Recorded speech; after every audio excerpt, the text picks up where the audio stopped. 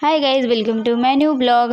आज आम्ही गणपती बघायला जात आहोत. संपूर्ण फॅमिलीसोबत. रात्रीची वेळ आहे आणि मजा खूप येते रात्री गणपती बघायला, म्हणून आम्ही रात्री जात आहोत. सर्वात आधी आम्ही महलचा राजा बघितला. इतकी गर्दी होती तरी आम्ही महलच्या राजाचे दर्शन केले. नंतर समोर केदारनाथची थीम केली होती, ते सुद्धा बघायची होती. लिटरली गाईज इतकी लंबी लाईन होती तिथे की सगळे लाईन बघून रिटर्न जात होते. पण रात्रीची वेळ होती आणि काही वाटतसुद्धा नव्हतं. म्हटलं की आलो आहोत तर दर्शन करूनच जाऊन. रांगेत लागलो आणि नंतर आम्ही गुफात एंट्री केली. जसंच गुफात एंट्री केली, पूर्ण बर्फाची लादी होती.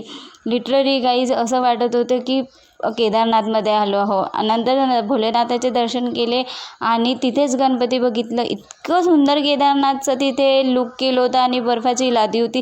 असं वाटत होते की इथे केदारनाथमध्येच आलो आहो आम्ही म्हणून. नंतर आम्ही पुढे गेलो, पुढचे गणपती बघितले. गुफा तर इतकी सुंदर होती ज्याची काही सांगता सोय नाही. गणपतीही छान होते, रेखीव सुंदर असे गणपती होते. आणि रात्रीची वेळ होती तर सगळं छान वाटत होतं.